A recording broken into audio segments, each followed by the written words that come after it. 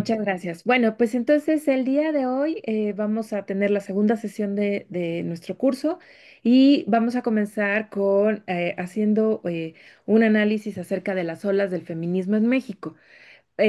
Con una mirada más amplia y lo más conveniente sería hacer como digamos, cara a cara entre lo que sucede a nivel internacional y lo que sucede en México. Sin embargo, pues en realidad no nos da el tiempo porque ya verán cuán prolíficas han sido las olas en México, como para que además tengamos, o sea, tengamos o podemos tener tiempo para ver las olas internacionales o cara a cara, ¿no? Bueno, entonces, lo primero que me gustaría preguntarles y que pudiéramos hacer ahora aquí, ¿qué piensan ustedes que es el feminismo? No hay respuestas. Buenas tardes. Buenas tardes. Yolanda Juárez.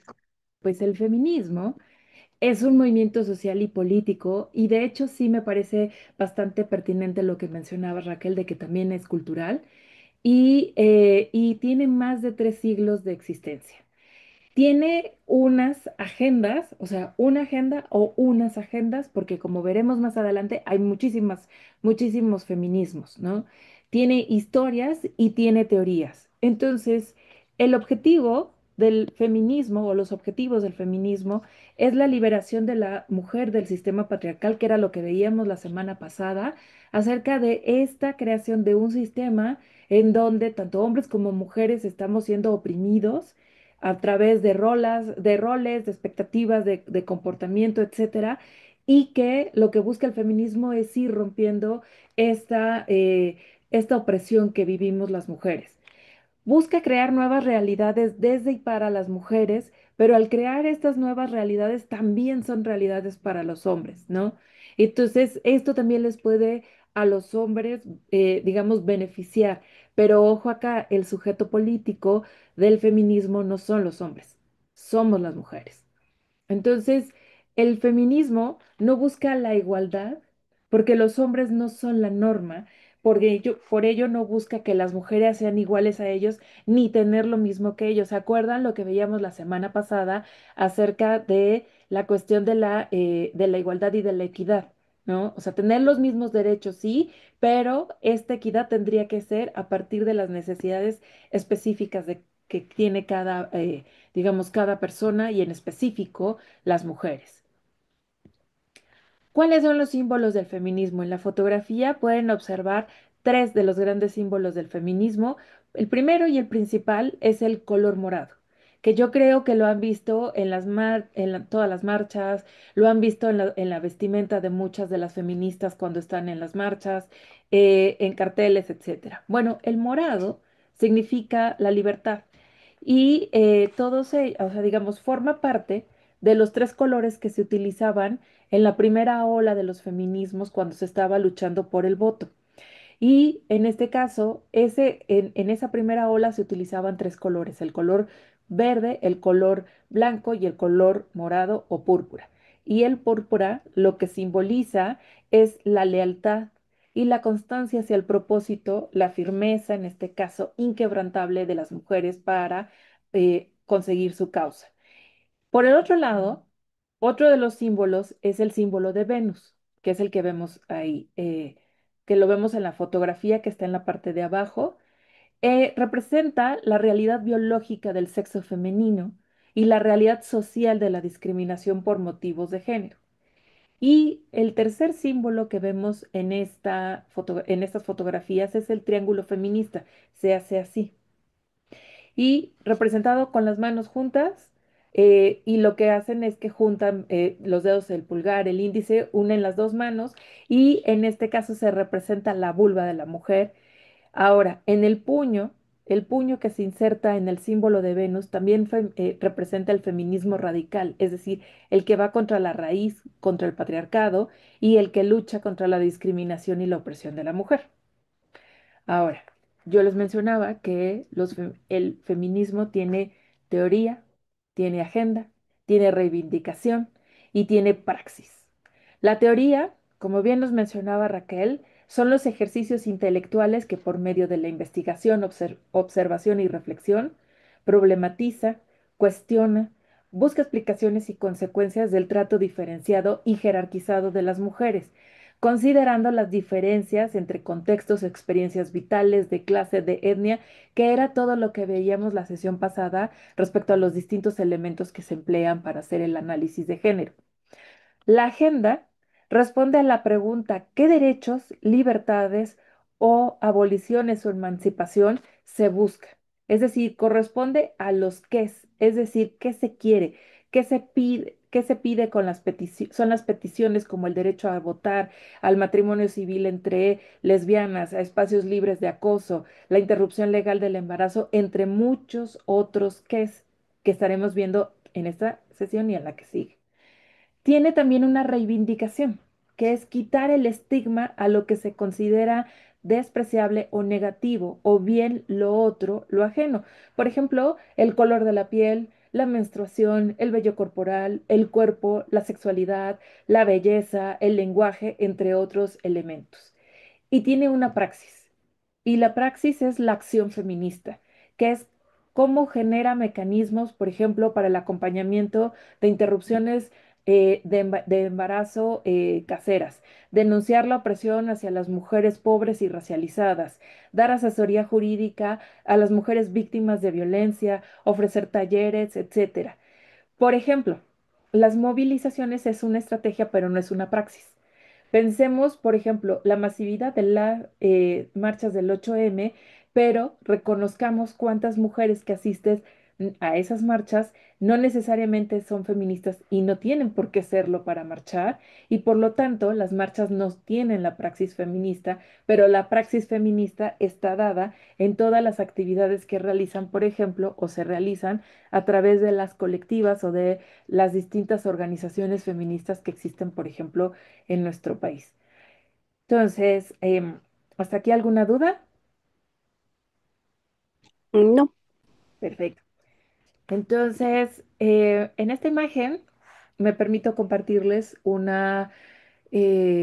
distintas, digamos, banderas que se utilizaron en la marcha del 8M en España, porque esto me va a dar pie para que podamos ver la diversidad de feminismos que, digamos, a los que nos podemos referir, y ni siquiera con la lista que les voy a compartir estamos abarcando todos los feminismos que existen. Bueno, el feminismo parte de dos grandes ejes. Está por un lado el feminismo de la igualdad y por el otro lado está el feminismo de la diferencia.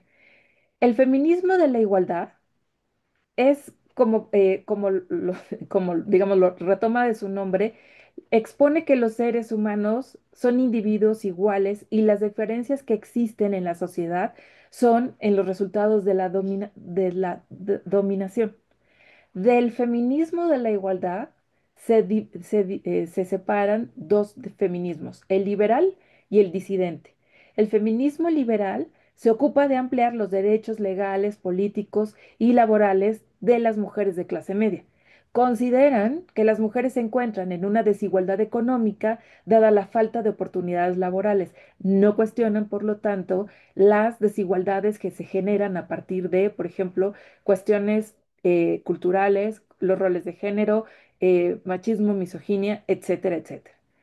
Por el otro lado, el feminismo disidente defiende el objetivo base del que parte, que es la búsqueda de igualdad de oportunidades entre hombres y mujeres.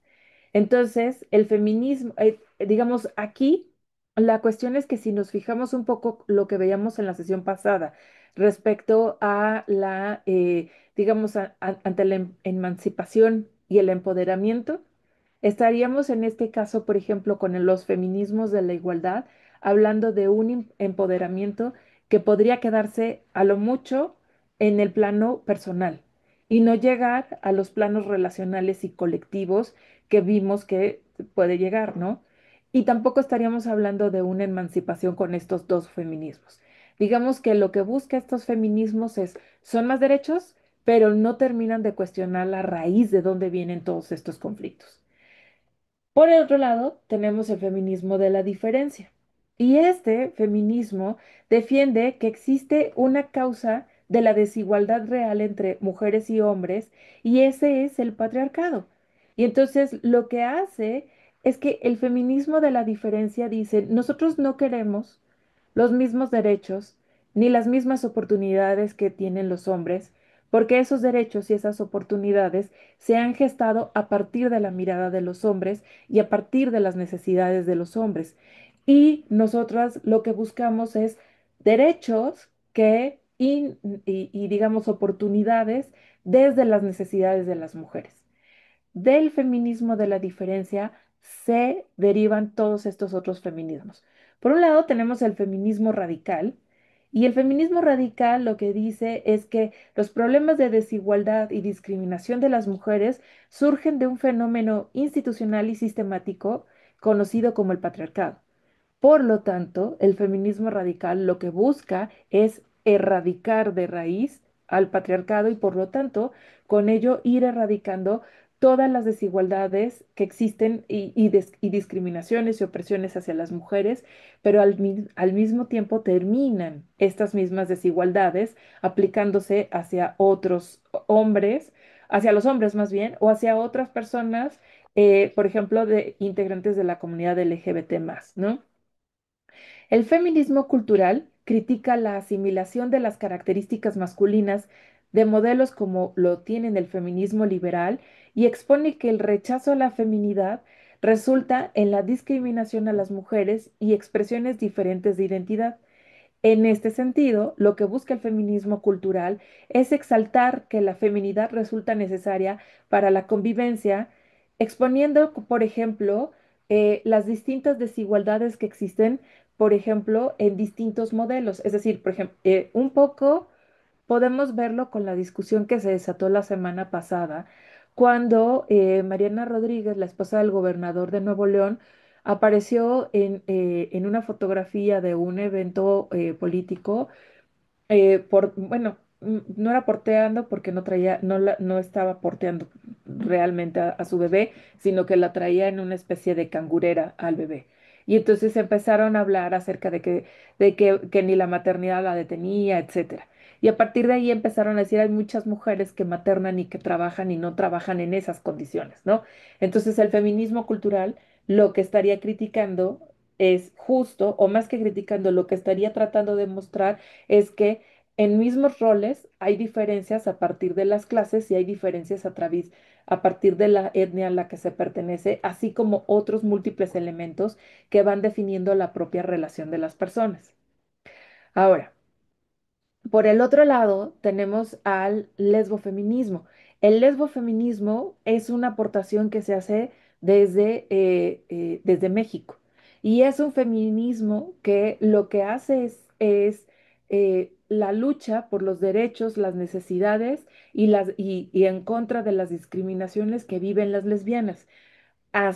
Fue en México en donde surge este lesbofeminismo y se ha, digamos, empezado a internacionalizar, pero digamos que este tiene en específico, si nos podemos ir dando cuenta, es que empiezan a ver estos feminismos con características específicas o enfocándose en mujeres con características específicas. El feminismo separatista sostiene que la separación de hombres y mujeres es la única forma por la que las mujeres puedan alcanzar su potencial. De ahí es de donde viene, no sé si lo han visto, que por ejemplo, cuando hay la convocatoria para las marchas del 8N o del 25 de noviembre, en algunas dice marcha separatista o dice, o es una marcha que puede ser mixta, pero que tiene contingentes separatistas. Esos contingentes separatistas lo que implican es que no pueden marchar, por ejemplo, hombres en esos contingentes o cuando la marcha por completo es separatista no puede haber hombres durante toda la marcha, porque justo están encabezadas por este tipo de feminismos.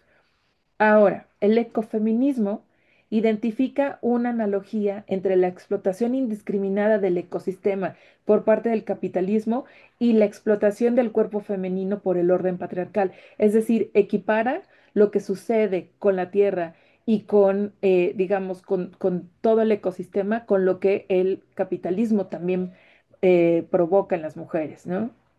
Luego, el feminismo abolicionista, este guarda relaciones muy cercanas con el feminismo radical y comparte el camino necesario con este feminismo, porque, digamos, también busca, en este caso, el feminismo abolicionista lo que busca es la abolición del patriarcado. Acordémonos que el feminismo radical lo que busca es eliminar de raíz al patriarcado. Y entonces, por eso es que se pueden hermanar el feminismo radical y el feminismo abolicionista.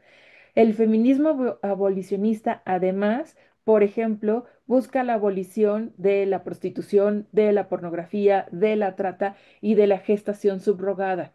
Entonces, lo que podemos ver es que pueden un poco, es ir viendo que los feminismos a veces se cruzan y a veces se separan, todo dependiendo de las necesidades específicas que tengan cada uno.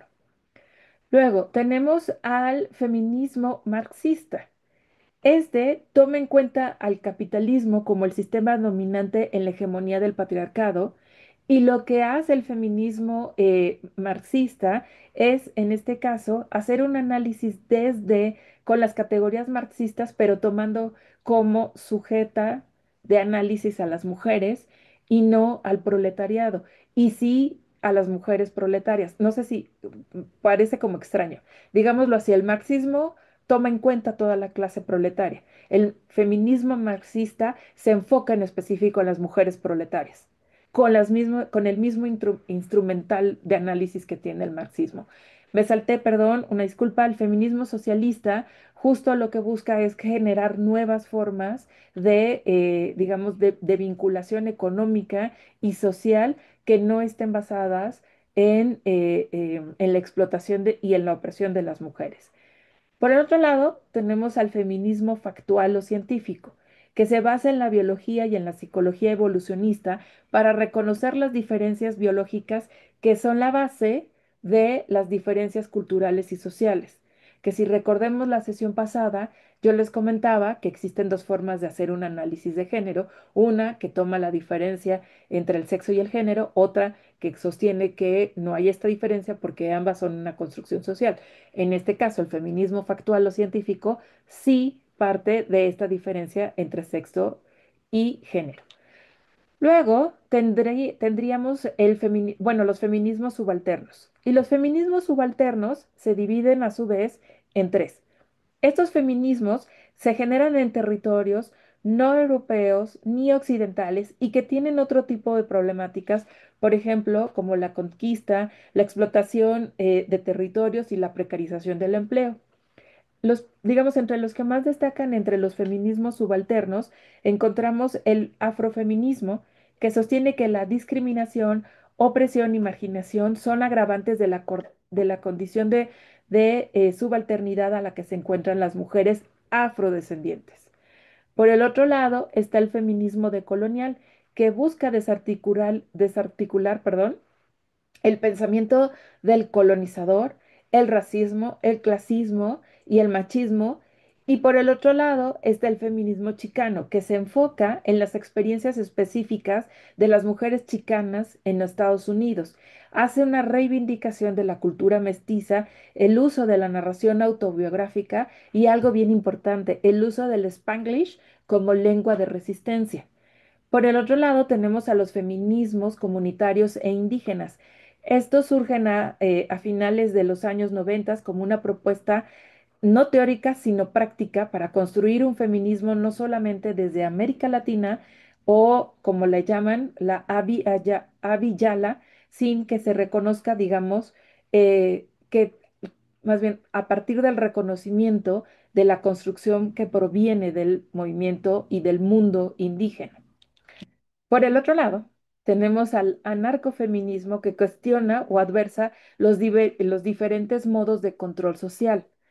Tenemos al ciberfeminismo que cuestiona la manera en cómo se construyen las nociones de género en las redes sociales y en el ciberespacio.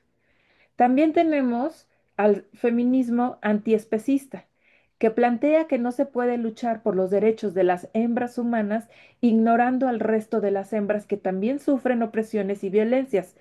De acuerdo a este feminismo, el machismo y el patriarcado y el especismo, respectivamente, digamos, afecta a mujeres y a las hembras animales que son consideradas como seres inferiores que se pueden violentar y mercantilizar, como lo podemos ver, por ejemplo, con todos los ganados, etcétera, con la producción de carne y, digamos, leche y derivados, ¿no? Tenemos el feminismo interseccional. Este reconoce y define que existen múltiples ejes de discriminación entre cruzados. No se basa en la premisa de unificar la identidad y buscar los intereses compartidos de todas las mujeres, sino que surge a raíz de reconocer las distintas necesidades y experiencias de todas las mujeres y defiende las alianzas como base de la organización colectiva del movimiento. Este es uno de los feminismos que va a emerger ya en los últimos años.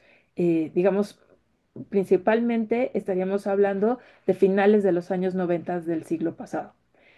Y por último, lo pongo un poquito separado, estaría también el transfeminismo, que se basa en la teoría queer y señala que tanto el sexo como el género son construcciones sociales. Por ello, convierten al género en una categoría identitaria y subjetiva como una vivencia interna, personal y más allá de la corporalidad. Quienes no se identifican con su género son quienes carecen de privilegios y son quienes consideran sus sujetos o sujetes políticos del transfeminismo. No sé si tengan alguna duda porque sé que acabo de otra vez conectarlas así como y conectarles a la matrix de los feminismos. Yo quería saber, o sea, si es posible que coexistan, o sea, pertenecer a dos, etcétera. Si es posible, pertenece, o sea, es un poco, por ejemplo, lo que nos comentaba esta Porfiria, de, eh, de los feminismos muchas veces se entrecursan, muchas veces se está de acuerdo con un punto de vista o una, digamos, una agenda de uno de los feminismos y muchas veces no. O sea, digamos, aquí la cuestión es que puedes, digamos, sí hay contradicciones, sobre todo, por ejemplo, no podrías decirte que eres feminista radical y liberal de manera simultánea, por el hecho de cuáles son sus categorías de análisis y su punto de partida. Pero digamos, o cuando estás posicionada dentro de los feminismos de la diferencia, puedes estar en distintos feminismos. Un poco es difícil con los feminismos de la igualdad por el hecho de su propia categorización de análisis y de su praxis en la lucha, pero sí se podría pertenecer a varios feminismos o tener afinidad con las agendas de distintos feminismos. Vale, gracias. Gracias.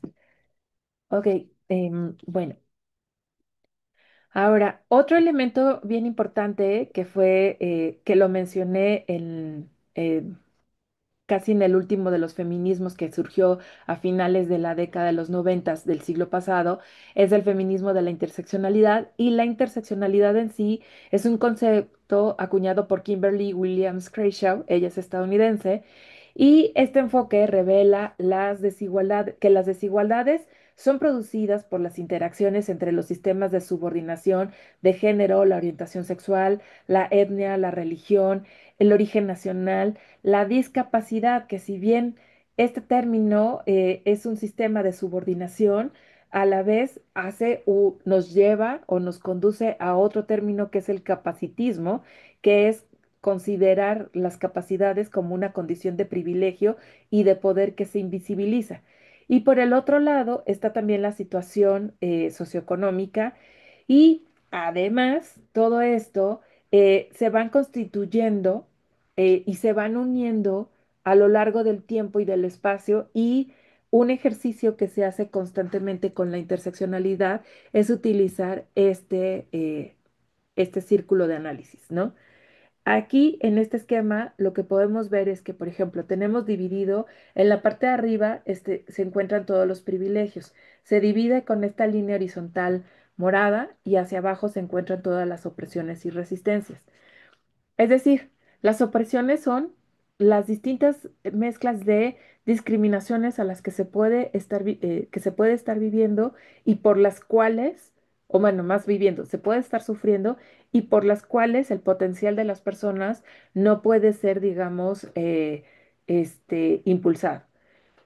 Como vemos, en la parte de arriba están las características y en las líneas lo que encontramos son las distintas categorías que a lo mejor ustedes han escuchado o visto en algunos textos o discursos de feministas. Por ejemplo, que hablan acerca del generismo, es decir, cuando hablan de el hombre masculino, la mujer femenina, del androcentrismo, que ese sí lo vimos la sesión pasada, del racismo, del eurocentrismo, del heterosexismo, del capacitismo, esto que les mencionaba hace poco, y digamos los sesgos del lenguaje, de clase, el colorismo, es decir, qué tan cerca o no se encuentra cada quien de la tez clara, etcétera. Y en la parte de abajo vemos todos los elementos mediante los cuales podríamos estar identificados en la opresión.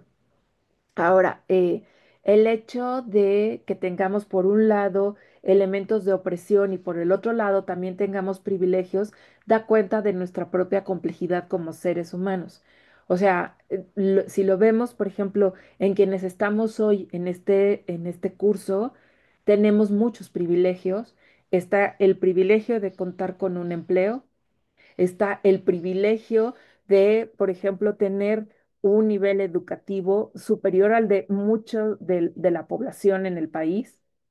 Tenemos y empezamos a acumular privilegios. O sea, y estos privilegios acumulados pueden atenuar las opresiones que cada quien vivimos. O sea, la opresión por ser mujer se puede atenuar a partir de contar con ciertos privilegios, como por ejemplo el saber que se tiene un salario catorcenal o mensual, etcétera, ¿no? Y o la cuestión de, por ejemplo, tener un nivel educativo más alto o, por ejemplo, la cuestión de quienes son más jóvenes versus quienes no lo son, etcétera. Entonces, esto es, digamos, un elemento que se emplea para hacer un análisis, en este caso desde la interseccionalidad. Cuando se habla, y sobre todo lo empecé a ver, por ejemplo, en las últimas convocatorias de la Secretaría de Ciencia y Tecnología, de Humanidades, Ciencia y Tecnología, ya hablan acerca de las miradas interseccionales, es decir, que los proyectos de investigación ya tengan en mente emplear distintos categorías de análisis para poder situar a las personas que estén, digamos, como sujetos de caso, los estén analizando y por lo tanto puedan dar cuenta de la complejidad que se tiene al momento de hacer este análisis interseccional. Entonces, no sé si tengan alguna duda respecto a la interseccionalidad. Sí, doctora, yo. Sí, Eh, en la parte de opresiones, abajo dice inglés como segundo idioma. Ahí, ¿por qué sería opresión? No, no lo veo. Ajá. por el acento, por el acento. Por ejemplo, Ah, se puede ver ahora mismo en Estados Unidos que están, digamos, no solo por el físico deportando, o sea, y buscando a los migrantes, sino también por el acento al momento de hablar el idioma. Y lo ah, podemos ver, por ejemplo, también en las burlas que se hacen, como el clásico de cómo habla la gente de la India el inglés, ¿no? Y el acentito que le ponen. Entonces, por eso el inglés como segunda lengua, si bien puede ser un privilegio haber estudiado otro idioma, se puede, en ciertos entornos, se convierte en un elemento de opresión por el acento. Bueno, es que en la sesión pasada justo hablamos de la diferencia entre igualdad y equidad. Entonces, ahí, por eso es que ahora ya no profundice porque la sesión pasada lo dijimos. Y respecto al sesgo del lenguaje y de por qué el lenguaje, en este caso, el inglés como segunda lengua se considera un elemento de opresión, es que, por ejemplo, en la actualidad, la Casa de Migrantes que está haciendo ICE en Estados Unidos, en muchas de las ocasiones también se basa a partir de cómo hablan el idioma. O sea, no solamente de la apariencia física, que también estaríamos dentro de esta misma análisis interseccional, sino también de cómo hablan, ¿no? Entonces, digámoslo así, sí es o sea, de nuevo, formar para que tengas el idioma dominante está hablando que no es, digamos, está hablando justo de la opresión que el propio idioma está dando. Lo podemos ver como una ventaja competitiva o si lo hacemos desde un análisis crítico, lo que están haciendo es darnos herramientas para ser, digamos, más funcionales ante la opresión de esa, digamos, de esa normatividad del idioma, ¿no? Por ello es que era lo que les comentaba, que en la actualidad los planes de estudio, no solo en la UAM, sino en distintas universidades, ya no es obligatorio un único idioma como posibilidad para el egreso, sino que ya se abre la posibilidad para también analizar y entender los contextos de los propios estudiantes, ¿no? Exactamente, exacto, sí, tal cual, como el español en la colonia era impuesto y por lo tanto el maya, el tzotzil, el náhuatl y todos los demás fueron eliminados, justo es un poco ir dando cuenta que esta interseccionalidad lo que hace es visibilizar cómo se emplean ciertos elementos sociales para también ir generando estas opresiones. Raquel, por favor. Ahora, para hablar acerca de los feminismos o de las formas de considerar a las olas, hay dos formas que son como, o de cómo se va seccionando, porque recuerden que yo les decía que el feminismo o los feminismos tienen más de 3 siglos de historia. Entonces, ¿cómo dividimos las distintas olas en las que han ido surgiendo? Una primera es considerar como primera ola todas aquellas movilizaciones y elementos teóricos creados durante los siglos XVIII al XIX. Considerar a la segunda ola a la movilización sufragista, es decir, quienes luchaban por el voto y otros elementos en su agenda. Considerar como tercera ola a lo que sucedió en la década de los 60 y los 70, que es como el boom teórico del feminismo, y considerar como cuarta ola todo lo que sucede a partir de la segunda década del siglo XXI. Otra forma de hacer el corte de la historia de los feminismos es considerar a la primera ola como parte de los siglos, lo producido en los siglos XVIII al sufragismo, es decir, abarcar aún más.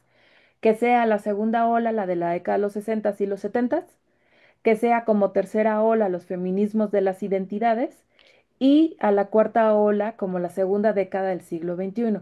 A mí me gusta hacer este corte y es como lo vamos a ver aquí, que es los antecedentes del feminismo, que serían del siglo XVIII a la primera mitad del siglo XIX, la primera ola, que es de la segunda mitad del siglo XIX al primer tercio del siglo XX, la segunda ola, que sería la segunda mitad del siglo XX, la tercera ola, que son las últimas décadas del siglo XX y la primera década del siglo XXI, y la cuarta ola, que parte a partir del, valga la redundancia, de la segunda década del siglo XXI. Espero que no les haya hecho muchas bolas, pero son las distintas formas que existen de, digamos, de hacer los cortes para hacer el análisis de las olas.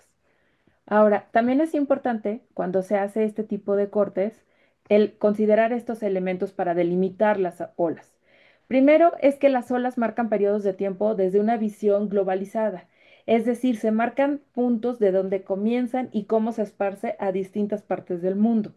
Por ejemplo, la agenda de la primera ola, la de las sufragistas blancas estadounidenses, e inglesas obtuvieron el derecho al voto, por ejemplo, en 1920, pero en Estados Unidos en específico, las mujeres negras solamente pudieron votar hasta 1965.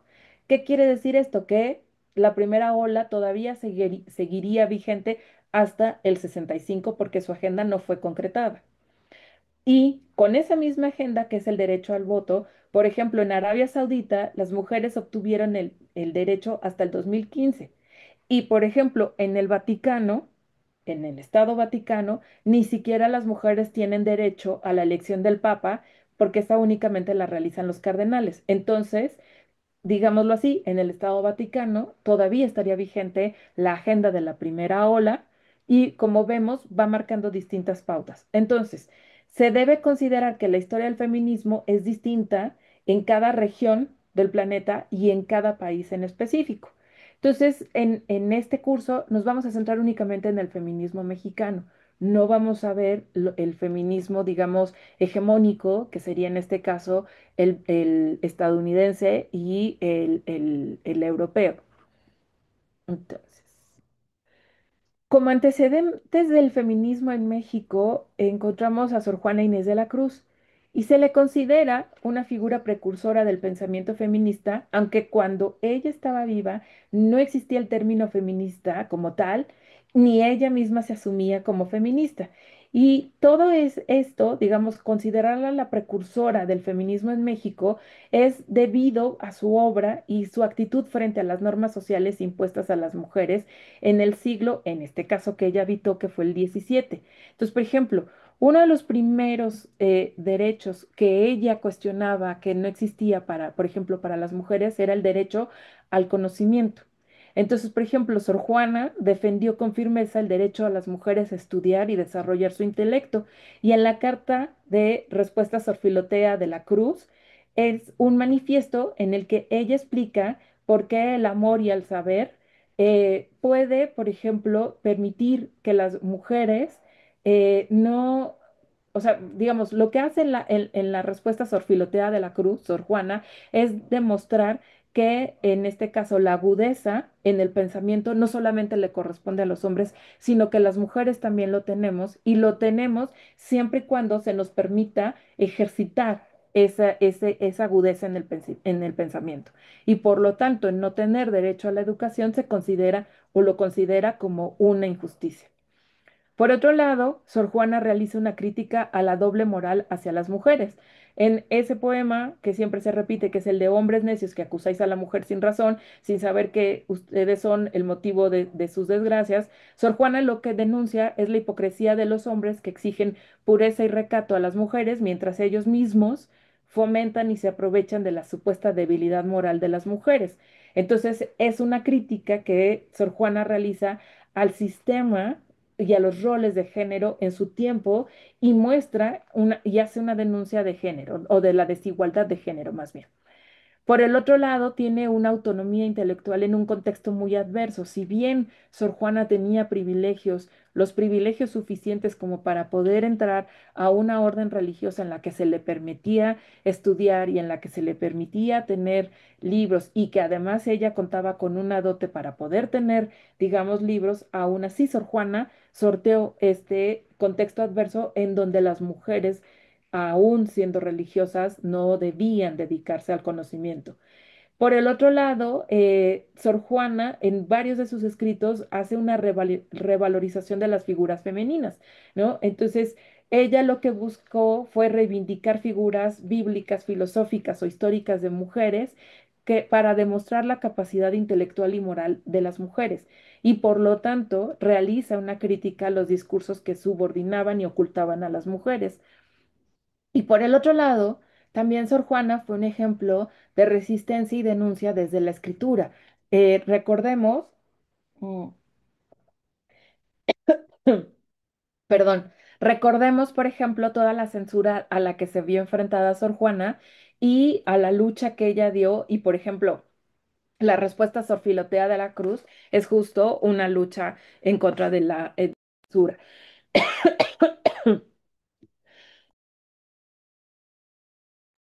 Entonces, digamos que si bien no existía el feminismo en ese momento, Sor Juana no se reconocía a sí misma como feminista, pues digamos que ella se le considera como el gran antecedente que tenemos en México de los feminismos. Y bueno, digamos que dentro de las principales reflexiones que se hace Sor Juana es esta pregunta de por qué están excluidas las mujeres. En el caso específico de Sor Juana es por qué están excluidas las mujeres del conocimiento. ¿Por qué los derechos solo corresponden a la mitad del mundo, es decir, a los varones? ¿Cuál es el origen de la discriminación hacia las mujeres? Y el qué podemos hacer para combatirla se explicaba desde este impulso que tenía Sor Juana para que las mujeres pudieran acceder a la educación. Ahora, la primera ola en México, digamos em, sus principales exponentes son Laurana Wright González y Hermila Galindo. Y entre las primeras, digamos, actividades que se realizaron en México en la primera ola, se dieron entre 1900, perdón,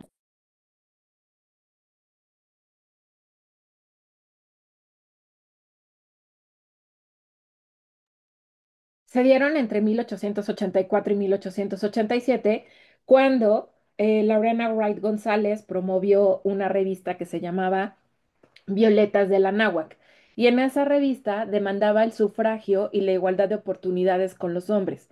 Ahora, por el otro lado, Hermina Galindo fundó y dirigió el Seminario de Mujer Moderna, y el cual, digamos, este Seminario de Mujer Moderna, perdón, Semanario de Mujer Moderna, lo que hacía era que se publicó a partir del 16 de septiembre del 1915, y lo que más hacía y que era muy adelantada a su época era que defendía el derecho al voto de la mujer por un lado, pero también estaba presentando otro tipo de acceso a derechos, por ejemplo, el derecho digamos, a la gestión del propio cuerpo de las mujeres. Es decir, que las mujeres decidieran en su momento cuál sería el momento oportuno para su maternidad.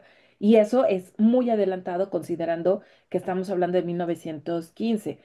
De hecho, Hermina Galindo fue quien presentó ante la constituyente de Querétaro la propuesta para otorgar el voto a las mujeres, el cual fue rechazado por la constituyente. Ahora, también dentro de la primera ola en México, encontramos a Elvia Carrillo Puerto, que en 1912 fundó la primera organización femenina de campesinas con la finalidad de que a las mujeres jefas de familia se les garantizaran los mismos derechos que a los hombres en la distribución de tierras. Es decir, ya cuando empezaban a hablar acerca de cómo se iban a hacer la distribución de tierras a partir de la Revolución Mexicana, Elvia Carrillo Puerto ya estaba pensando en aquellas mujeres que eran jefas de familia, que estaban quedando, en este caso, viudas por la propia revolución, que también tuvieran acceso a la propiedad de la tierra. Y ella participó en la organización del primer Congreso Feminista en Mérida, que se realizó del 13 al 16 de enero de 1916. Por el otro lado, tenemos a Rosa Torre González. Rosa Torre González fue la primera mujer en ocupar un puesto de elección popular en nuestro país.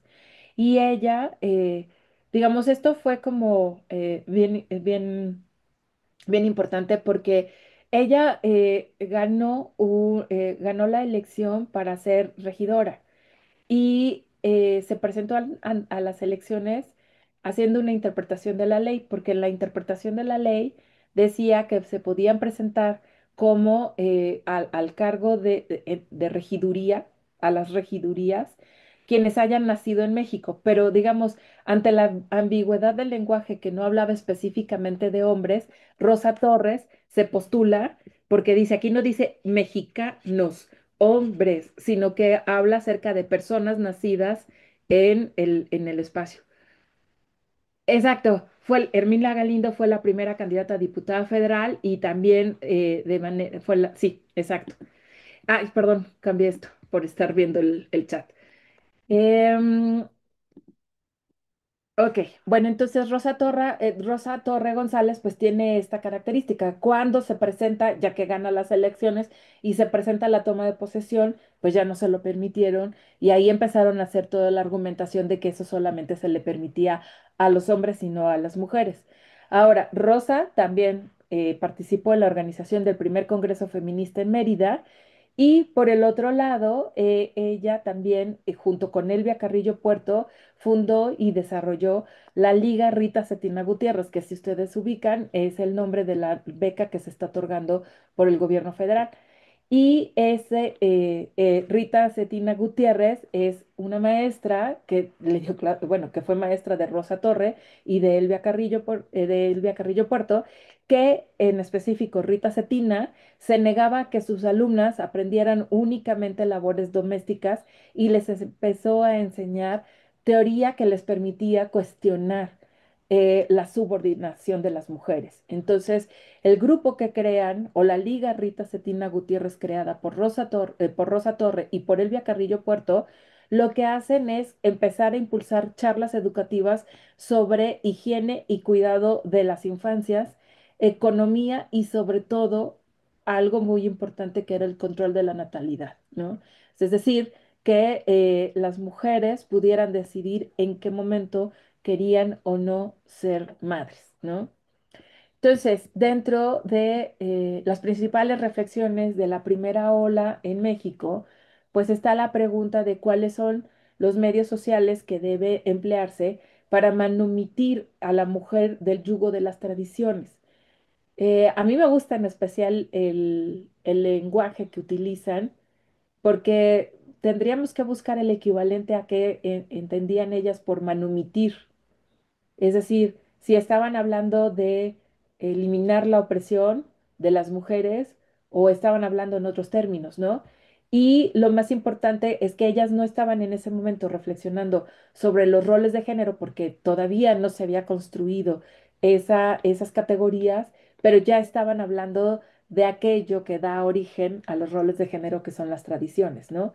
Luego se preguntaban cuál es el papel que corresponde a la escuela primaria en la reivindicación femenina, ya que aquella tiene por finalidad preparar para la vida. Por eso es que ellas, por ejemplo, en la Liga Rita Cetina Gutiérrez, no solamente preparaban o enseñaban a las niñas a leer y escribir y se negaban a enseñarles labores domésticas, sino que les enseñaban otros elementos que eventualmente les podrían servir para su propio desarrollo, como por ejemplo esta cuestión del control de la natalidad, ¿no? Y se preguntaban también cuáles son las artes y ocupaciones que debe fomentar y sostener el Estado y cuya tendencia sea preparar a la mujer para la vida intensa del progreso. Es decir, ¿qué más tenía que hacer el Estado para que las mujeres y las niñas dejaran de estar, como ellas mismas lo mencionan, bajo el yugo de las tradiciones, ¿no? Y por último, también se preguntaban cuáles son las funciones públicas que puede y debe desempeñar la mujer a fin de que no solamente sea un elemento dirigido, sino también dirigente de la sociedad. O sea, se estaban cuestionando cuestiones bien importantes durante esta primera ola en México, ¿no? ¿Qué fueron, digamos, cuáles fueron las consecuencias y resultados de la primera ola en nuestro país? Pues por un lado, el 29 de diciembre de 1914 se proclamó la ley del divorcio. Hasta esa época, el divorcio únicamente se regía bajo, digamos, o sea, bueno, en México no es que tuviéramos el código napoleónico, pero sí se tomaban elementos del código napoleónico. En el código napoleónico, el divorcio únicamente se permitía si era promovido por el hombre o bien si lo podía promover la mujer en caso de que hubiera infidelidad de parte del hombre, pero que además esta infidelidad implicara que el hombre llevara a vivir en este caso a la segunda mujer, a la casa de la esposa. Y solo así se permitía que fuera posible el divorcio fomentado o impulsado por las mujeres o solicitado por las mujeres. Y en el caso de los hombres lo podían solicitar bajo ciertas causales específicas, ¿no? O sea, insisto, no es que el Código Napoleónico rigiera en México, pero se tomaban estos elementos del Código Napoleónico. Cuando el 29 de diciembre de 1914 se aprueba la ley del divorcio, esta ley del divorcio fue revolucionaria porque ya no demandaba que las mujeres tuvieran que demostrar, por ejemplo, la infidelidad, sino que ya podía permitirse que ya no hubiera, o sea, como causal de divorcio, que ya no hubiera un acuerdo en la vida en común. Es decir, que los proyectos de vida de ambas personas en la pareja ya no fueran coincidentes y que por lo tanto eso se podía argumentar.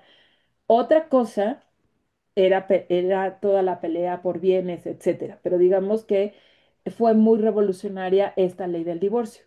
Por el otro lado, la primera ola en México también formó diversos grupos feministas con una praxis específica como charlas educativas sobre higiene, el cuidado de las infancias, el control de la natalidad y las distintas formas en las que las mujeres podían gestionar la economía, digamos, no solamente su economía del hogar, pongámoslo así, que era lo que se les enseñaba en las escuelas, sino su propia economía, es decir, dónde podían ellas generar, por ejemplo, pequeñas ventas para poder tener recursos para ellas y qué hacer con esos recursos, ¿no?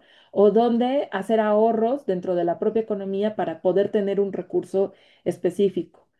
Pensémoslo, qué tan revolucionario puede ser el pensar que las mujeres tengan sus propios recursos económicos en esta época.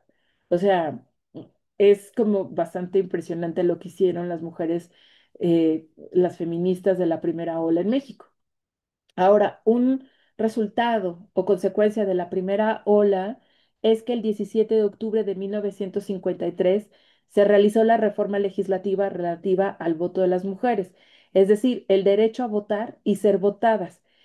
A esta, digamos, se votó la reforma legislativa, por ejemplo, invitaron a Hermila Galindo, que fue la primera que encabezó, digamos, esta lucha cuando lo presentó ante la constituyente de Querétaro. Y le invitaron a la ceremonia ya una Hermila Galindo muy, muy grande, asistió, que me parece muy hermoso, a ver digamos, cómo se cristalizaba la lucha que ella impulsó junto con otras muchas mujeres de la primera ola. Y pues desafortunadamente Hermila Galindo ya no alcanzó a votar, porque las primeras elecciones en donde las mexicanas pudieron votar fue el 3 de junio de 1955. Pero, digamos, estamos hablando que los resultados de esta primera ola los estuvimos todavía teniendo hasta mediados del siglo XX, ¿no? ¿Hasta aquí tienen alguna duda o comentario? Bueno, entonces vámonos a la siguiente ola. Eh, Vale. ¿Perdón? Exacto. Sí, o sea, digamos que un poco lo que les decía yo en la sesión pasada, al final las mujeres mexicanas vamos a hombros de gigantas, ¿no? O sea, de mujeres que empezaron a cuestionarse y empezaron a luchar y que muchos de los derechos que ahora nosotras tenemos y muchas de las instituciones que hay, deficientes o no, son resultado de la lucha de mujeres con nombre y apellido, ¿no? Y entonces es como bien importante verlas. Ahora, yo no estoy mencionando ni siquiera una parte de todas las mujeres que formaron parte de la primera ola del feminismo en México, ¿no? O sea, son muchas más las mujeres. De hecho, hay un libro muy bonito que sacó la UNAM, que le llaman el Diccionario de los Feminismos en México, pero lo que es, en realidad es como, no sé cómo denominarlo, pero localizaron y nombraron a todas las feministas que pudieron a lo largo de toda la historia de los feminismos en México, ¿no? Y entonces están digamos, por nombres, pero se ve de qué años son. Y entonces para mí es una labor impresionante la que realizaron para darle visibilidad a las mujeres, ¿no? Entonces, me parece que todavía está en descarga gratuita ese diccionario de feminismos de la UNAM, del PUEC, del Programa Universitario de Estudios de Género. Y pues, si una tarde quieren conocer a las feministas, a las que les debemos muchos de los derechos que tenemos ahora mismo, pues las pueden conocer a partir de ese texto. Bueno, entonces, la segunda ola en México. La segunda ola en México, de los feminismos en México, tuvo sus orígenes en el movimiento estudiantil de 1968. Durante la movilización del 68, las mujeres, si bien fueron combativas y también participaron. Ay, espérenme que hay un... Ah, muchísimas gracias, Alfredo. Nos está compartiendo ya el link para la descarga de este diccionario que les comentaba. Muchas gracias. Bueno, les comentaba que la segunda ola surge del movimiento del 68 y durante este movimiento del 68 pues hay muchas mujeres que fueron líderes o lideresas, bien dicho, del movimiento del 68, pero también había mujeres que estaban realizando actividades durante esta movilización que en ocasiones replicaba, no siempre, pero que en ocasiones replicaba roles de género. Y entonces a partir de ahí ellas empiezan a cuestionarse qué está pasando con ellas, ¿no?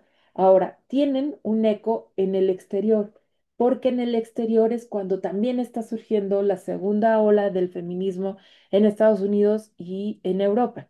Son esta segunda ola de estas feministas donde se da el boom de la teoría feminista, en donde empiezan a cuestionar muchísimo el patriarcado, o sea, se construye la categoría del patriarcado, se construye la categoría de género, eh, empiezan a hacer como toda esta análisis de los procesos de discriminación que viven las mujeres, etcétera. Y estas publicaciones empiezan a llegar también a México, ¿no? Entonces, digamos que tenemos a las mujeres, a varias mujeres participando en el movimiento estudiantil del 68 y en los otros movimientos que había, y por ejemplo, estoy pensando en el movimiento de los médicos y las médicas que hubo antes del 68, y por el otro lado está empezando a llegar libros y revistas que están haciendo un cuestionamiento hacia la discriminación y la opresión de las mujeres.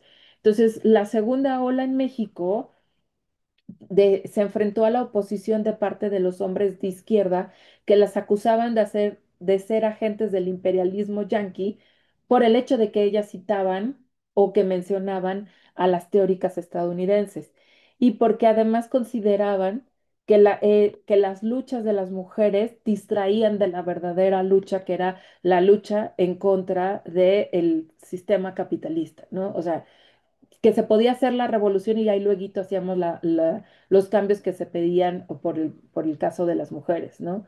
Y dentro de toda esta segunda ola en México, pues tenemos muchas representantes, ¿no? Una de ellas, que me parece muy importante, es Rosario Castellanos, que fue filósofa, maestra, poetisa, ensayista, novelista, dramaturga, diplomática y feminista poderosa.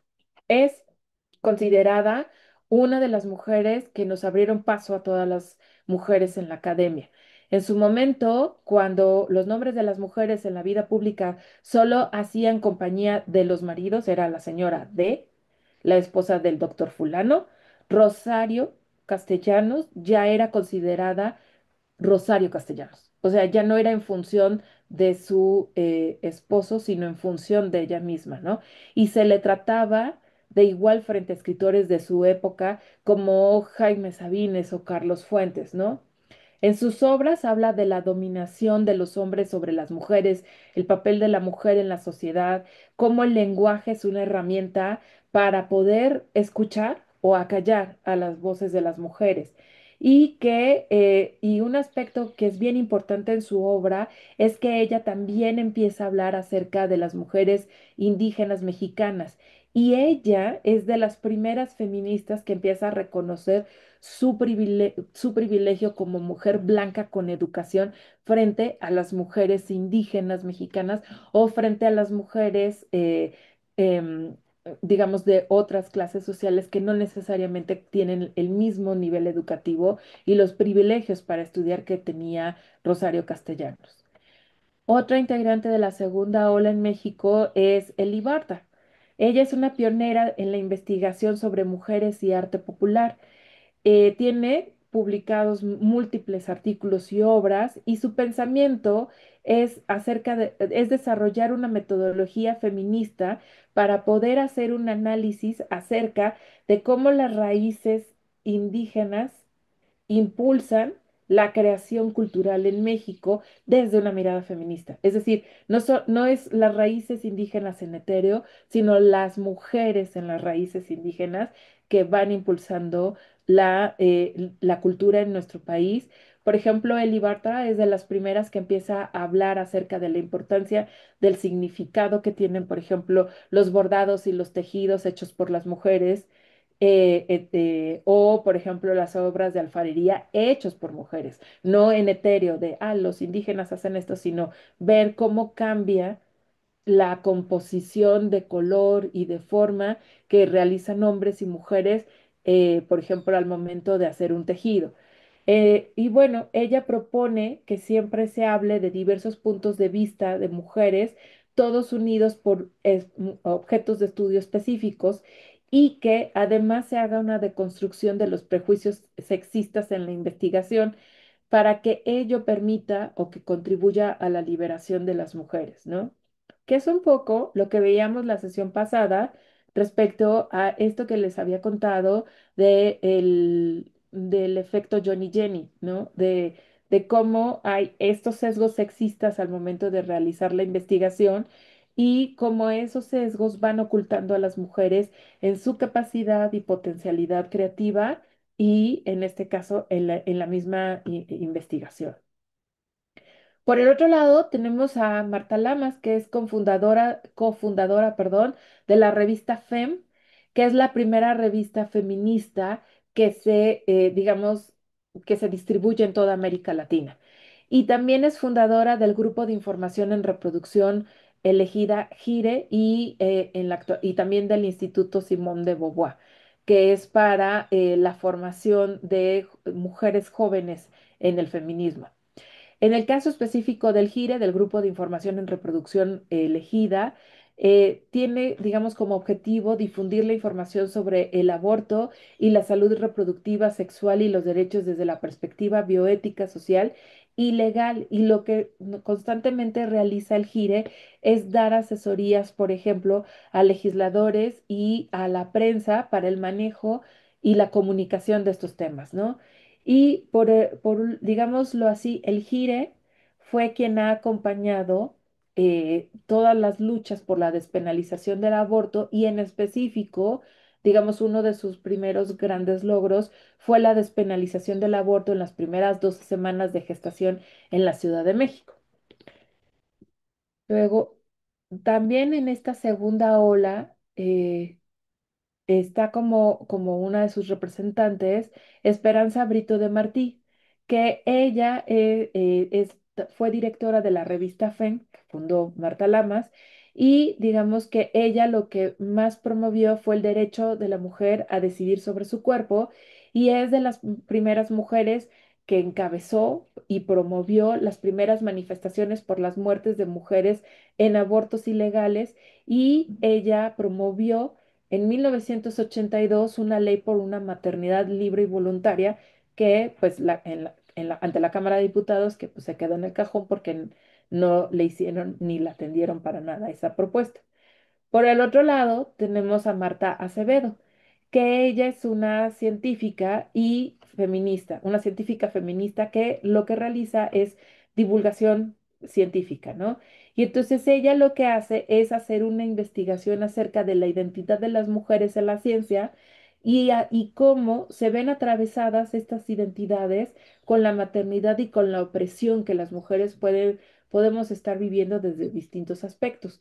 Y por un lado, ella trabaja en específico también las infancias y cómo empoderar a las niñas y sobre todo fomentar en las niñas la ciencia y el liderazgo en organizaciones. Y digamos que lo más importante para ella es que la lucha feminista esté dirigida hacia las niñas y hacia este impulso a las acciones de las propias niñas, ¿no? Un poco les comentaba cuando vimos los distintos feminismos, es la contribución de la segunda ola en México hacia el feminismo internacional, que es el surgimiento del lesbofeminismo. Y este lesbofeminismo es una resistencia al machismo, la misoginia y la exclusión en el movimiento gay. En 1978 se fundó el movimiento Oikabet, que en náhuatl significa Movimiento de Mujeres Guerreras que abren camino y esparcen flores. Y este movimiento es separatista, es decir, es creado por y para mujeres, emana del feminismo radical, retoma teorías del colonialismo y del afrofeminismo como para poder hacer un análisis específico del contexto de nuestro país.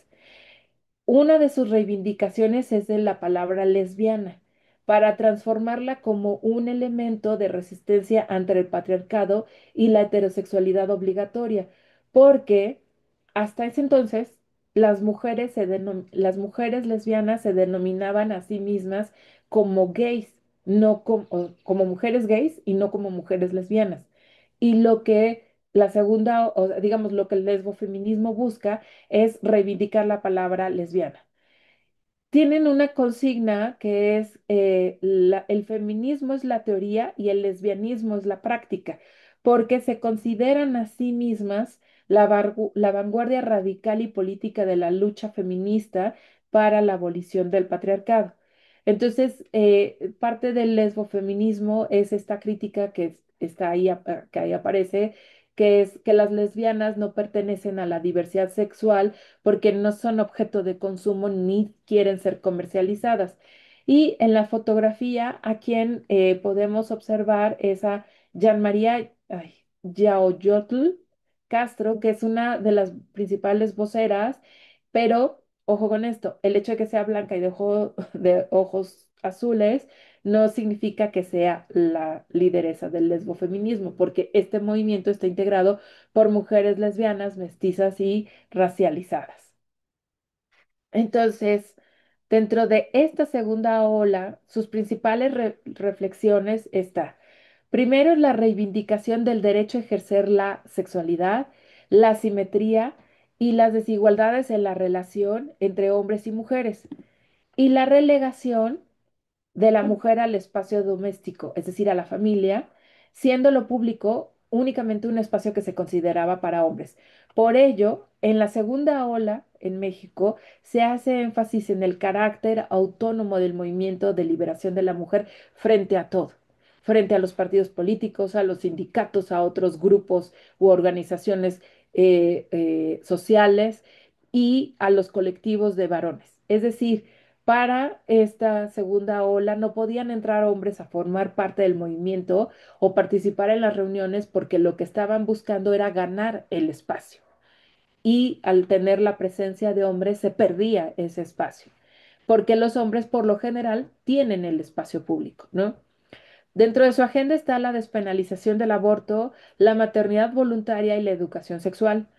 La lucha para erradicar la violencia. Ay, espérenme, hay un comentario. Ah, ya, perdón. Es para que se vayan a anotar para el pase de lista. Bueno, la lucha para erradicar la violencia en contra de las mujeres en todas formas, que sería física, psicológica, sexual, económica, entre otras, la protección a mujeres golpeadas. Y dentro de su praxis se encuentra Prosalud Maternal AC, que es una clínica pionera de planificación familiar que fue fundada en 1976 y esta clínica atendía a más de 1.000 mujeres, digamos, al año mediante la distribución de anticonceptivos como el DIU, gestágeno oral o inyectable y en casos de que lo solicitaran las mujeres, la esterilización. Y también se crearon revistas como La Revuelta, Siguad, la revista FEM que les había comentado. Y pues digamos que lo que todas estas revistas buscaban era analizar y reflexionar acerca de la situación de las mujeres en México y cómo construir un feminismo e informar lo que estaba sucediendo en el feminismo en México, así como el feminismo latinoamericano. Por el otro lado, su estrategia eran las acciones al grito de romper el silencio. Lo que importaba, ante todo, era manifestarse, hablar en público, escribir, publicar, donde se pudiera, es decir, salir a la calle y empezar a hacer que las mujeres ganaran el derecho al espacio, ¿no? Que era el que tradicionalmente, por los roles de género, se había estado excluyendo. Y les comparto algunas fotografías de de esta segunda ola y pues lo que podemos ver es justo cómo desde la década de los 70 ya se estaba haciendo la lucha por el aborto libre y gratuito para las mujeres en nuestro país y también había estos elementos, por ejemplo, en contra de los concursos de belleza y de la mercantilización de los cuerpos de las mujeres.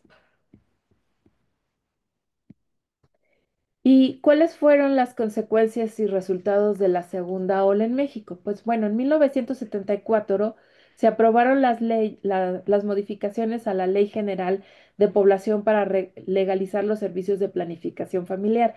Antes de esa fecha no se podía hacer planificación familiar a menos de que fuera consentida por el esposo. Después de esa fecha, las mujeres ya pueden realizar digamos, planificación familiar con o sin consentimiento del esposo o acuerdo del esposo. En 1975 se reformuló el artículo cuarto constitucional, otorgando igualdad jurídica de la mujer y se le reconoció el derecho a decidir de manera libre, responsable e informada sobre el número y el espaciamiento entre sus hijos. Y en 1979 se entregó a la coalición de diputados de izquierda de la Cámara de Diputados la propuesta de ley de maternidad voluntaria, que es la que les digo que quedó ahí en algún cajón y que no fue retomada en algún momento, ¿no? ¿Hasta aquí tienen alguna duda o comentario?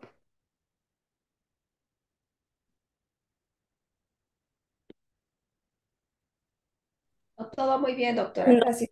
gracias. Me dicen, porque yo me la tomo así como muy ligerita y sé que es muchísima información. Bueno, entonces vámonos a la tercera ola en México. Ya. Bueno, a mediados de los años 80, el potencial movilizador del movimiento feminista a lo largo de la mayoría de los países occidentales eh, se vio mermado por la falta de paradigmas alternativos tras la caída del muro de Berlín. Digamos, la cuestión acá es que había una desmovilización del movimiento feminista a nivel internacional y en especial en el hemisferio norte. Y por el otro lado, empieza también a haber una crítica a los feminismos de la segunda ola, porque parecía que habían servido únicamente a las mujeres blancas de la clase media y múltiples voces de otras mujeres no se habían visto reflejadas en las reflexiones que habían manejado, por ejemplo, en este boom teórico que les comentaba de la segunda ola digamos, en el hemisferio norte.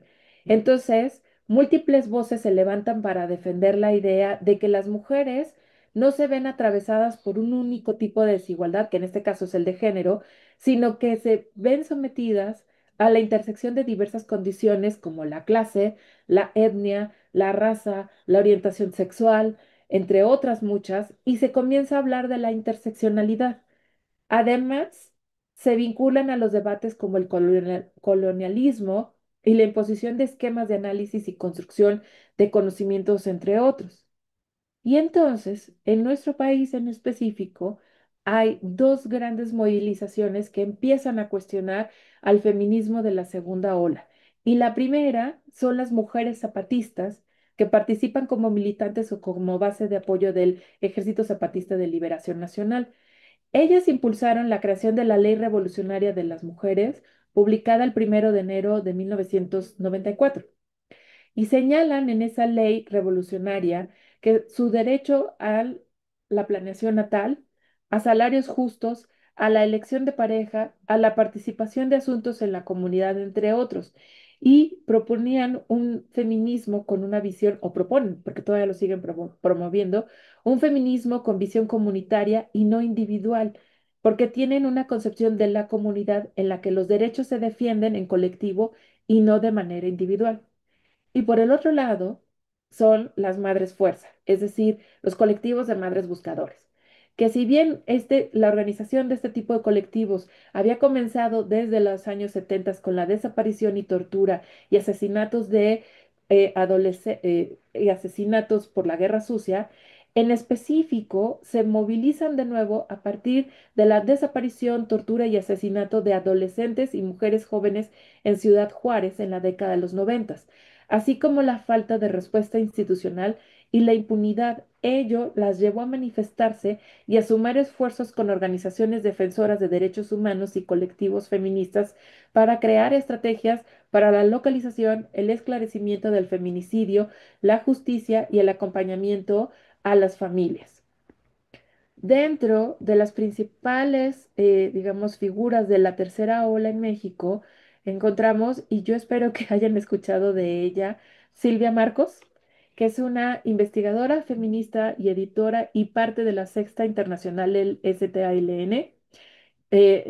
Doña Silvia vive en Cuernavaca y ha realizado diferentes charlas y conferencias en la universidad, en la UAM. Es autora de numerosos libros, artículos e investigaciones etnohistóricas en el área de género, religiones mesoamericanas, epistemologías tradicionales y sobre el curanderismo. Es fundadora, consultora e integrante de organizaciones y espacios académicos y publicaciones que incluyen la Red de Feminismos Decoloniales, Red de Redes, Cuadernos Feministas, el CIDAL, el CIDOC, Semillas Católicas por el Derecho a Decidir, Programa Interdisciplinario de Estudios de la Mujer, la Doble Jornada, el Enlace Continental de Mujeres Indígenas, entre muchas más. Y doña Silvia sigue en la lucha, que eso es algo maravilloso, sobre todo porque convive con feministas de la cuarta ola y es muy rico ver esa convivencia entre ambas, entre, digamos, feministas, digamos, con esa separación, digamos, de edad.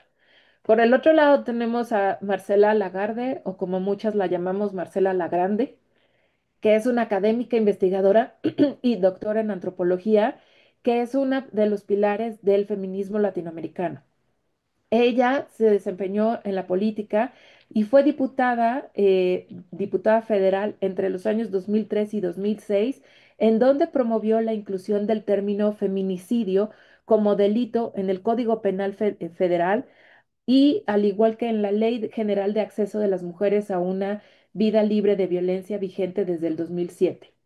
Además de su participación política, también es escritora de varias publicaciones, siendo Los cautiverios de las mujeres, madres, esposas, putas, presas y locas, publicada en 1990 como la más destacada. Y a ella, como les decía, se le adjudica la traducción del término feminicide en feminicidio para describir la situación de las muertas de Juárez y en su momento trabajó en la creación de una comisión responsable de investigar los asesinatos de las mujeres en Juárez. Y Lagarde menciona que escogió la voz feminicidio para hablar del genocidio contra las mujeres, lo que lo convierte en un concepto de significación política y no en un homicidio solo con el uso de la palabra femicidio. Y ahí yo supongo que en algún momento han escuchado que hay discursos que hablan del femicidio y otros del feminicidio. Entonces, la gran diferencia entre el femicidio y el feminicidio es que el femicidio habla del, digamos, de solo de la muerte, pongámoslo así, que no es cosa menor, y el feminicidio habla de de todas las condiciones sociales, políticas, institucionales, culturales y estructurales que dieron pie a ese homicidio. Entonces tiene una dimensión mucho mayor. Por el otro lado, está estaba Francesca Gargalo, que bueno, que nació en Italia y decidió nacionalizarse mexicana. Gargalo es activista, bueno, fue activista, docente, escritora, periodista, crítica literaria. Tenemos un... Ese texto, bueno, el texto, Alfredo, de la definición del feminicidio, bueno, en específico es cuando lo puedes encontrar directo en el Código Penal y en la Ley General de Acceso a las Mujeres. Y si me permites, lo puedo buscar bien el texto para compartírselos, en donde hace la reflexión Marcela acerca del término en específico de por qué feminicidio y no femicidio, pero déjame localizarlo porque ese es un artículo que ella publicó. Pero lo localizo y se los comparto ya sea en la siguiente sesión o lo subimos o lo subo ahí a la plataforma Moodle. Bueno, entonces les comentaba de Francesca Gargalo que ella, pues, en el 2004 bueno, más bien, hizo una crítica al género y a la postura binaria de las instituciones públicas, las cuales fragmentaban y desmovilizaban las organizaciones y posturas feministas. Ella es una de las impulsoras de los feminismos comunitarios o feminismos del Abi Ayala. Y dentro de sus, digamos, tiene un libro que es muy importante que se llama así, Feminismos desde el Abi Yala, Ideas y Proposiciones de las Mujeres de 607 Pueblos en Nuestra América, que fue publicado en el 2002, cuyo objetivo es la visión, la actividad y el modo de ser en el mundo de las mujeres de varias comunidades indígenas en todo el continente. O sea, no nada más se queda en el continente, digo, en México, aunque la mayor parte de su producción la hizo en México. Dentro de las principales reflexiones de la tercera ola en México, bueno, de entrada, su reivindicación es hacer visibles las múltiples violencias cultural, estructural, económica, sexual, física que sufren las mujeres. Su agenda es apoyo a las mujeres víctimas de violación y maltrato, el acompañamiento a las víctimas de feminicidio y sus familias, así como también de desaparición, la vinculación con las mujeres obreras, campesinas de sectores populares e indígenas. Si se fijan, en la segunda ola, para ganar espacio, lo que hacen es cerrarse digamos, separarse de cualquier vínculo con cualquier otra organización. Y la tercera ola lo que hace es hermanarse con otras organizaciones o acercarse a otras organizaciones. Y dentro de su praxis está el acompañamiento a las mujeres víctimas de violación y de maltrato, el acompañamiento mediante la información, asesoría legal, médica y psicológica a mujeres que necesitaban practicarse un aborto, la creación de casas y centros de apoyo para mujeres víctimas de violencia, y dentro de sus estrategias, pues están las manifestaciones con presencia de batucadas y performance, los congresos y reuniones para reflexión, y empiezan a gestarse, porque ya estamos empieza a ser en la era de las redes, empieza a gestarse los hashtags como ni una más, ni una menos en las redes sociales.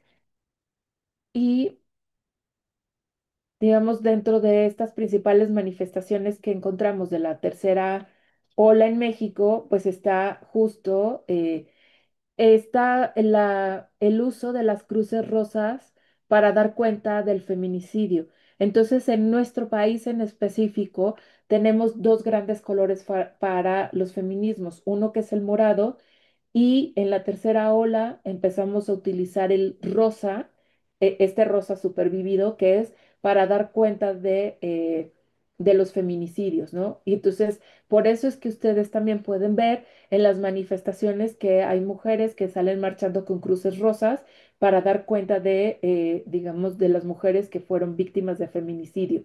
Y los tacones rojos dan cuenta también porque durante mucho tiempo han sido, bueno, han sido revictimizadas las víctimas de feminicidio o de violación por la forma en la que iban vestidas. Y entonces se retoma el símbolo de los zapatos rojos para dar cuenta que no es, o sea, que la violencia vivida no fue a consecuencia de la ropa portada, sino de un sistema que protege y que fomenta ese tipo de violencias contra las mujeres. Y una de las grandes manifestaciones también que tienen, por ejemplo, los feminismos comunitarios es retomar esta frase que es ni la tierra ni las mujeres somos territorios de conquista. Entonces, como consecuencias y reflexiones de la tercera ola en México, por un lado está la institucionalización de espacios para la atención de las mujeres, es decir, es la creación, por ejemplo, de instituciones como el Instituto de la Mujer del Distrito Federal. Aquí se los puse como una línea del tiempo para que lo pudieran ir viendo, este, eh, cómo va surgiendo. Yo lo estoy viendo como, se los estoy narrando como temáticamente. Pongámoslo así. Eh, Muchas gracias, Raquel. Gracias. Ok, bueno, entonces les decía, acá está cronológicamente, yo lo separé. Primero me doy cuenta de la institucionalización, que es la creación. Primero, lo primero que se creó fue la creación del Instituto de la Mujer del Distrito Federal en el 99 y después fue la creación del Instituto Nacional de las Mujeres en el 2001.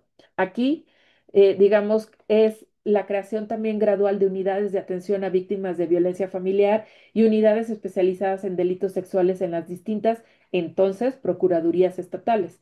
Y también, por ejemplo, en el ámbito de la toma de decisión, por ejemplo, en 1993 se culminó a que los partidos políticos empezaran a promover la participación política de las mujeres. En el 96 se recomendó a los partidos políticos no postular más del 70% de candidaturas del mismo género. En el 2002, por ejemplo, se aplicó la cuota 70-30 en candidaturas de diputado, a diputaciones y senadurías, en tanto que las listas de representación popular, de representación de, plurinominal, en cada uno de los tres primeros segmentos también debía estar integrada por mujeres o por candidaturas de género distinto. En el 2008, por ejemplo, la cuota cambió de 60 a 40 a candidaturas en diputación y senadurías, y las listas de representación proporcional además se integraron por segmentos de de 5 candidaturas en alternancia, es decir, si en la primera lista la encabeza un hombre, entonces la segunda lista la encabeza una mujer, para que pueda respetarse, digamos, esta proporcionalidad. Y en el 2014 ya fue la paridad entre los géneros del 50-50, que es como se encuentra en la actualidad. Y el 14 de junio del 2012 se incorporó el delito de feminicidio en el Código Penal Federal. ¿Tienen alguna duda o comentario hasta aquí?